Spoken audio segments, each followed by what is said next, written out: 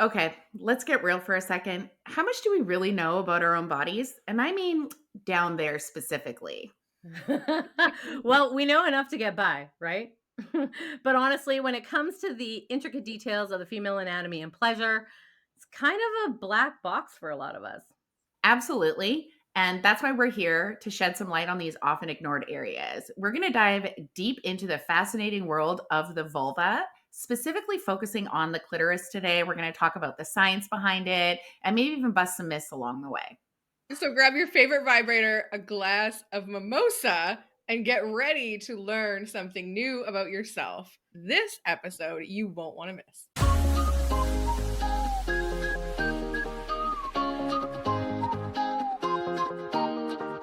Welcome to Not Safe for Brunch. In this podcast, we're here to bring sex, insight, and real world education to the table unapologetically. Think about it as having those important, unfiltered brunch conversations with your closest friends about sex, relationships, and everything in between.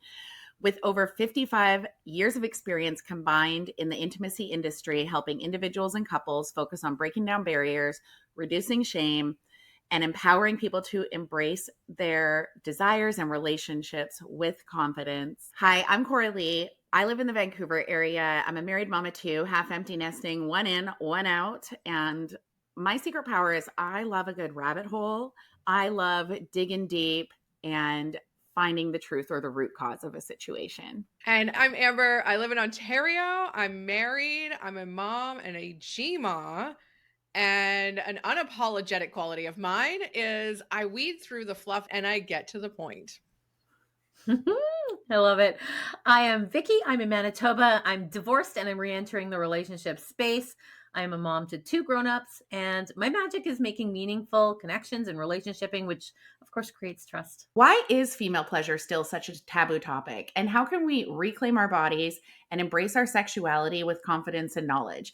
I think one way we can do it is by reading this book. It is called The Vagina Bible by Dr. Jen Gunter. She is a Canadian OBGYN. She has written this book, she's written the Menopause Manifesto. I think everyone who has a vagina or would like to be in a vagina really needs to read this book. It is so informative. And this is where we're going to pull a lot of our conversation from today, because one thing we're really passionate about is make sure we're giving you accurate information from doctors, because guess what? We're not doctors. We're pulling from personal experience around here. That's right. That's right.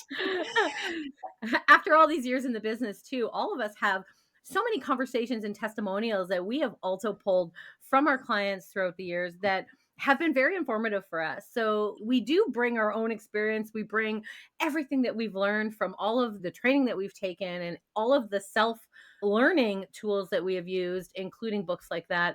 And then, of course, we have all of these women's stories to draw from because we have literally heard everything. Yeah, and I think though, why, like you asked the question, why is it so taboo still? And honestly, I'm 41. I had to think about that.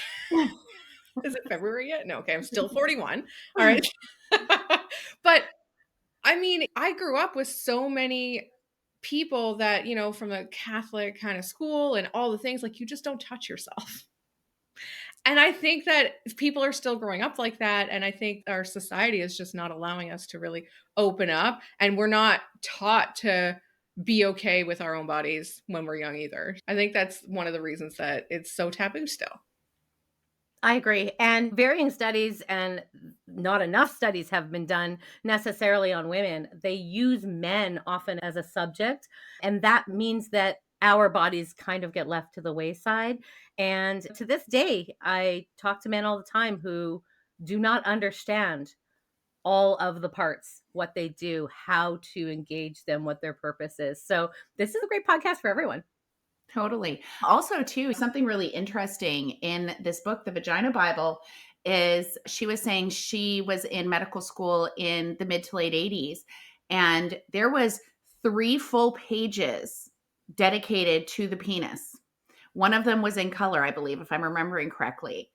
And I don't remember specifically what she said about the vagina, I think one page, but the clitoris, which is our main sexual organ, was a little small like circle in the corner of the page.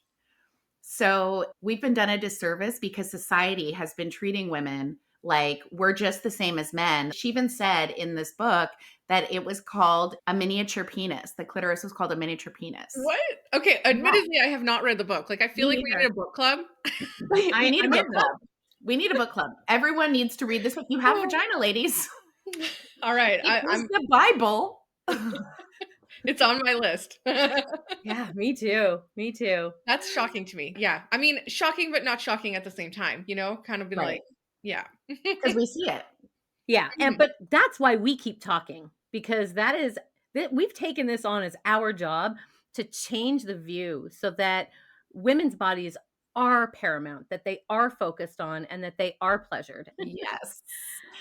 All right. So today we're going to focus specifically on the clitoris, but first we want to just give you a full idea of the vulva structure. And if you're watching us on YouTube, Vicki and Amber both have their big vulvas with us so that you can go along. So you gotta come to the YouTube channel. If you want the visual. Amber has a very big vulva. Vicky's is big as well, but Amber's is like extra large. It's very large. Yeah. A client made this for me, and I absolutely love it. So I'm glad I could bring it out today. I love it too.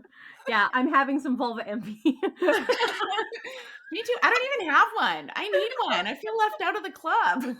All right, Coralie, why don't you walk us through? And if you're on Okay. YouTube, you're going to get to see. Yes. And Coralie will use her words, and you're going to be very entertained. Yes, I'll use my words. You guys point out the specific parts on your vulvas. Okay. Okay. So the entire vulva structure is first the mons, which is the part where your pubic hair is, or maybe used to be. So true story, right about here. It's the really sensitive, like fatty spot. There's a lot of nerve endings right in there, but it's that sensitive fatty pack of tissue, like right above, like where they're pointing. Mine's getting heavy. Then we have the labia majora, which is the outer lips, right? It's the outer lips. They're kind of the doors. They could be longer, shorter. Yeah. Your inner. Okay, sorry, keep going. Yeah. No, but you have a great point. No vulva. They're like snowflakes. They're not all the same. Yeah. Yeah. We're all totally. Yep. Then we have the labia minora. These sound like constellations. The inner lips, like the smaller lips on the inside. Mine aren't so small. See, mine. Amber's are fluffier. Okay. They're all different. Sometimes your minora can be outside of your majora, right? Yeah. You never know. The glans clitoris, which is the visible portion of the clitoris that you can actually see. Vicki's is like very poking out, and mine's kind of. See, they're all different. Sometimes, yeah. Coralie's going to tell us about the hood shortly. So yeah, the clitoral hood is Amber. what covers. The clitoral hood is what covers the glans clitoris. And some people's hood can fully cover it. Some might not cover it at all. Usually my hood is loud and proud. Loud and proud. Yeah. Maybe yours is aroused because it retracts when you become aroused, right? That sounds right. The vestibule is the part of where you're just about to enter the vagina, like that area, like the front door, you know? The vestibule. Yeah. Which makes me think of that episode of Friends where Chandler was trapped in the ATM machine. In the vestibule. With Joe Goodacre. So that's your vestibule. That's like right the entrance. You have the opening of the urethra, which is going to be right underneath, kind of between the vestibule and the clitoris. Mine was not added. I gotta add mine. Here's mine. No. Mine definitely is. Yeah. Yeah. Right there. We have the perineum, which is the spot on the backside of the vestibule between there and the anus. Yeah. Sorry. If you have not watched on YouTube, this is the episode to start. You have to watch them all on YouTube, but maybe this one. Yeah. And so that's basically the basic structure of the vulva. But today we are going to focus on the clitoris and not just the glans, not just that part that we can see. So let's dive into it, you guys. So a lot of people, we ask, I'm sure all three of us have asked over the years, hundreds and hundreds of women, how big do you think the clitoris is? And what do most women say? Just the head. Like tiny, like it's like just this, just the tip. Yeah, they'll be like a pea. It's the size of a pea. Mm-hmm. No. It's actually quite large. quite large, and we are going to dive into that today. So if you aren't watching on YouTube, what you want to know is that the clitoris is actually sort of like a wishbone. It's wishbone shaped, and it's mostly internal.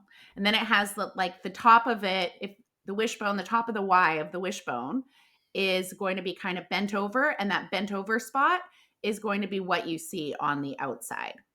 And then it has these legs that run down either side of the vulva.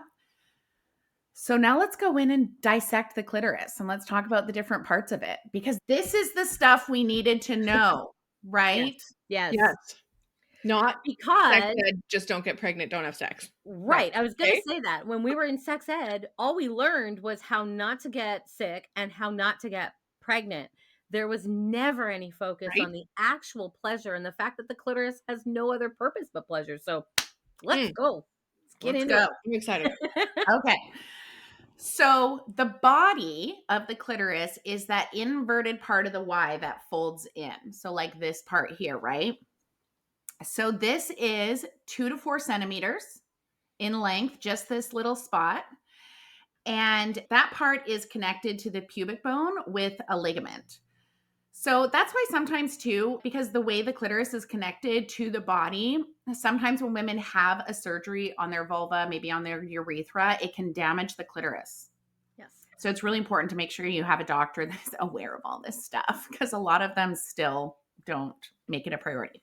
And Okay, make it your priority if you do not have a doctor who is making it theirs. right. Absolutely. So the glans clitoris is the tip, the part we can see. That's the very end of it. The root is the part that connects the clitoral body. So, kind of this backside, the top of the Y, it's the part that connects it to these legs here, which are called the crura. It's kind of where all the erectile parts converge. So, it is really important for pleasure. And this is generally going to be right beneath the skin above your urethra. Okay. The crura, I always call them the legs. I And call when them the they're legs hard, too. I call them lady boners. That's right. So these are called the crura. These are the legs, like the Y part of the wishbone. And if you're talking about just one, it's called the crus. So these are like the arms, and these are 5 to 9 centimeters in length. Your crura, they're going to sit under your labia majora, right? So under those bigger lips. And then there's these sort of bulbs that these are called the clitoral or the vestibular bulbs, because these are going to be right at the vestibule, right? They're the inside arms of the inverted Y of the wishbone, and these themselves are 3 to 7 centimeters in length, and they're connected to outside the urethra and the vagina. So these bulbs are like basically right as you enter your vagina. And when you are really aroused, and if you have a partner with a penis and they are just going in with just the tip, that's why it feels really good, because those are right there. It's your clitoris. That's right. And I think that that's underestimated, right? I think that a lot of times, if we have a partner with a penis, they're thinking, it's all of this movement and action and how fast and how hard and da, da, da. And it really sometimes that's nice, but sometimes it literally can just be that opening movement, which is, Right. it could be the deal maker. Totally. Yeah. Like sometimes too, I've had conversations with clients and, personal experience too, where you are having sex. And I mean, this is generally for people who have been in long-term relationships. And sometimes you're having sex and it's more to connect, but you're not really concerned about your own orgasm. You want the connection, you want the intimacy, but you're like, my body just isn't going to line up today. Let's just connect and have this intimate moment. But then the movement happens and you're like, oh, wait a minute. I do want an orgasm now. It's because your bulbs got fat and your lady boners went like boing. Exactly right. And you said, okay, all right, maybe today. Yeah. Yeah, maybe now. It's so true. So as we mentioned, everybody is different. Some clitorises and nerve endings are closer to the surface than others. Some are far apart, some are closer together.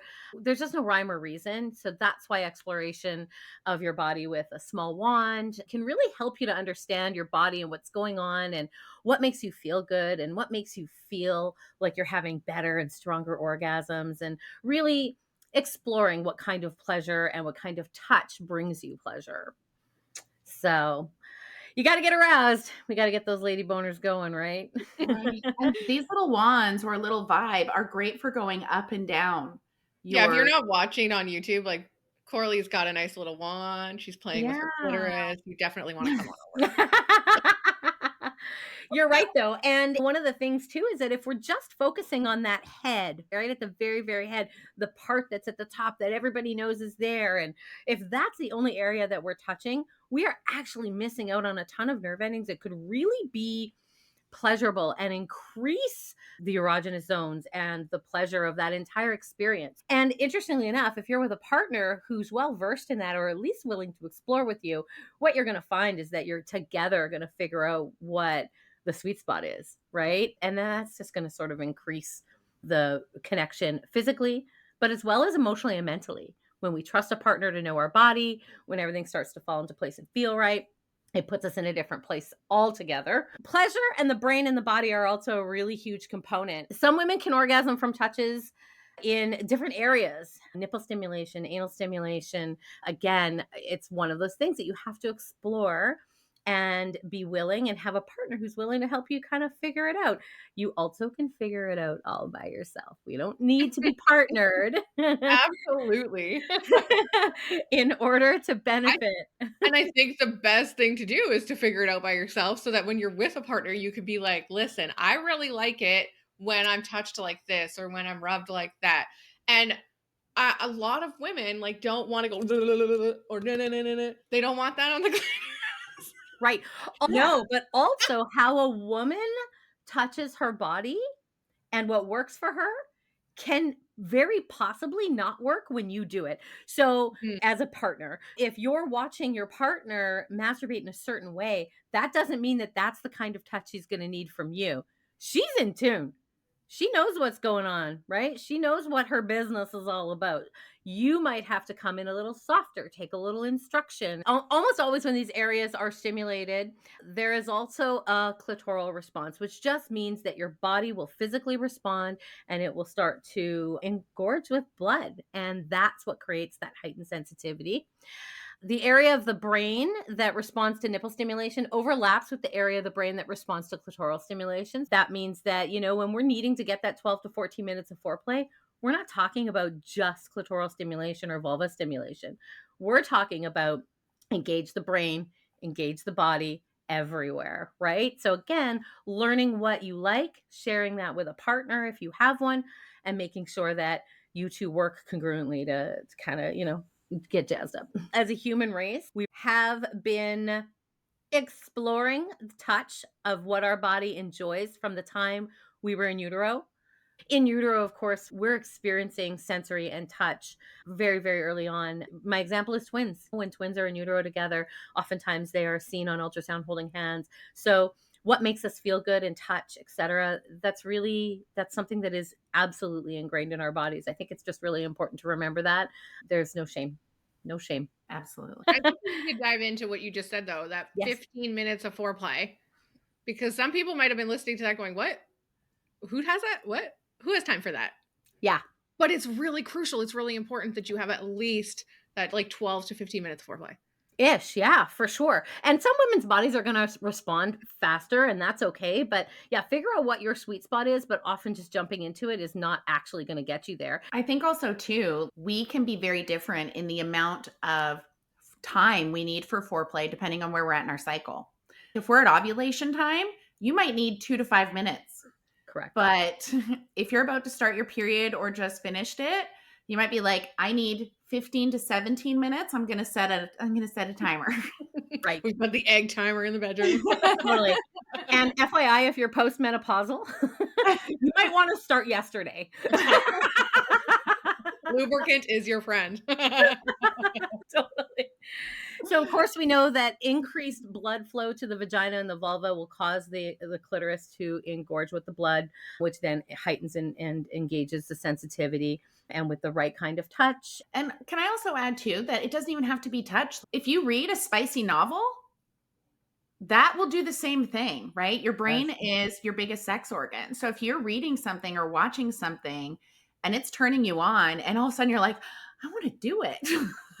That can be foreplay too. Right? Absolutely. And it Absolutely. doesn't have to be, I mean, for a lot of women, and I know like some men could be listening to this too, but a lot of women, it's something that you're watching. Bridgerton got so many women going. Like I was talking to friends and they were like, yeah, I was watching it. And then all of a sudden I'm rolling over and my husband's like, you know what I mean? For men, sometimes you may want to sit with her and watch those shows. Or at least be available. Yeah. Right? Let me make you a tea so you can watch your show. Yeah, exactly. I mean, I'll be that's why just in the room, 50 honey. that's why 50 Shades of Grey was so big too. Right. Yeah. It woke Absolutely. up that. It did. And it gives people the opportunity to use that big sex organ, the brain, to fantasize, to, maybe even try some of the things that they were doing in that book, to dip their toe in a little bit. See how their relationship manages just a little bit of that. That's fun. It's fun. Absolutely. All right. Well, let's talk about the orgasm, ladies. Woo-woo. Because that's why we're hanging out with the clitoris, right? The easiest spot for women to have an orgasm is by that clitoral stimulation. We have some tips for you on how to orgasm better, or maybe even just for the first time. Because if you're sitting there thinking like, I'm not sure if I've actually orgasmed before, you likely have not. And don't be ashamed of that. You're not alone. In our years of doing the sexual education stuff, like we have heard that so many times. Am I right? Yeah, you're right. Yeah. It was literally for me, I was sharing the sexual education for about 6 months, and a woman started a conversation with me who was 25 years older than I was at the time.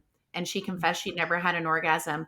And honestly, until then, I thought I was just having fun selling sex toys. Mm-hmm. Like I was giving them sex ed, but it was all about just, we're having fun. We're selling sex toys. Yeah. That was when I realized, holy shit, we have the opportunity to really help people. There's so many. And I've heard it continually. Absolutely.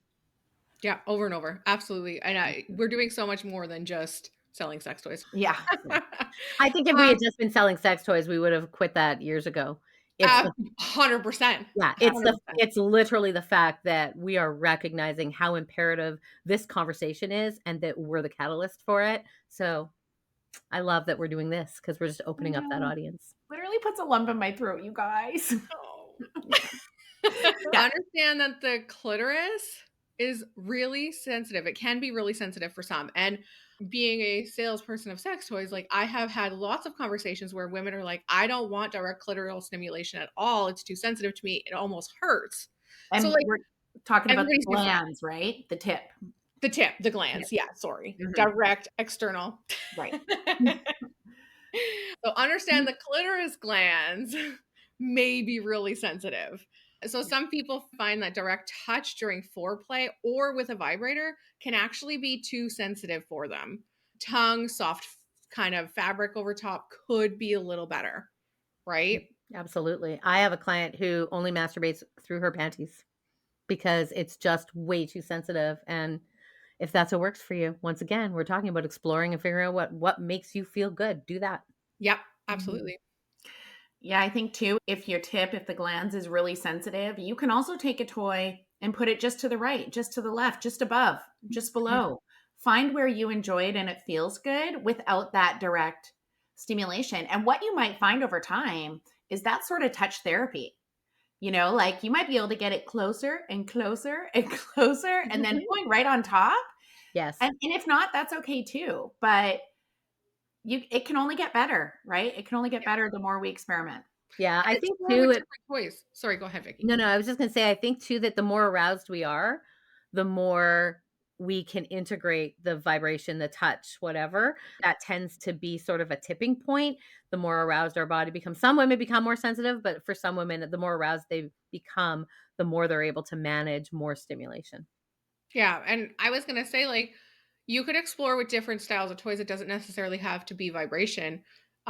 It could be just something solid like a dildo or something that you're rubbing on it, or it could be the airflow technology that a Yeah. lot of toys now are coming out with. So try and maybe explore a little bit. If it is really sensitive to touch, that may be an option as well. Yeah. If you're not sure, go back and watch Still Do's and Dill Don'ts. Yeah.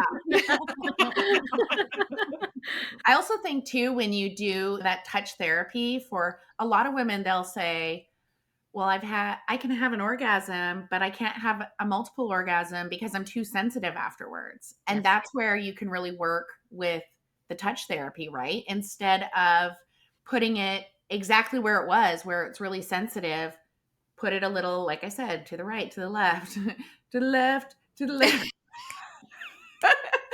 Like, find where it can get close, where it feels good, because when it's too sensitive, it's painful sometimes, right? Mhm. You want Yep. it to feel good and not cause pain, and that's how you can work towards that. Agreed. So we mentioned the clitoris glands and how it can be a little bit, sensitive for some. Maybe it's like the perfect sensitive for you. You know your body best, but there are other areas of the clitoris that you could actually stimulate. Coralie mentioned it when she was explaining different parts of the clitoris where, right at the vaginal opening on each side, like you're stimulating the clitoris there if you're using maybe a wand, fingers, whatever, but you can maybe find different areas of the clitoris that may not be as sensitive if you are sensitive on the clitoris glands.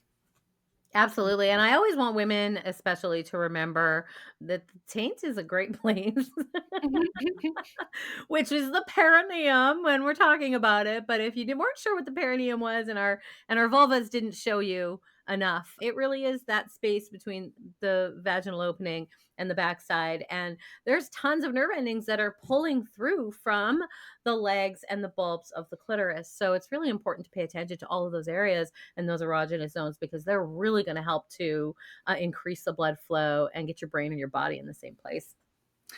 I think also too, that's why some of the vibrators that are like more the rabbit style that have the internal external, if they have that larger surface and it's hugging internally and externally, Yes. Yeah. that's stimulating all that area as well. And that's why a lot of women are like, yes, because it's bringing them so many good orgasms because Well, Absolutely. it's touching so much of the clitoris, right. right? Yeah.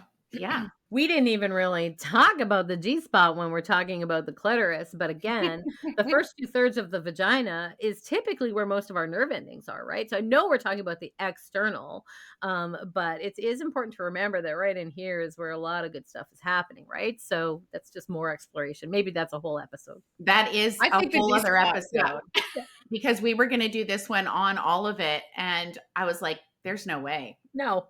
There's no way. All right. So we're going to do an episode just about the G Yeah. spot. Circle back because we're going to talk Circle about G spot. But you can also get toys too if you like that more pinpointed stimulation. There's toys that have a small little tip, like a wand with a Yeah. small tip. But it's really in that exploration that you're going to find the different types of toys that work for you. But with the wands, like this one here is the Hitachi Micro. So cute. We've all heard of the Hitachi Magic Wand, right? Yeah. I Oh, mean, heck it yeah. comes in mini. I love If it. you've been around a little while, they used to sell it at Sears. Yeah. They're like, it's a back massager. You I mean, can and call it it what goes it to, wants, but where it yeah. lands is where it lands. They make back massagers, they make TVs, they make tractors. They know power. Okay. They know power.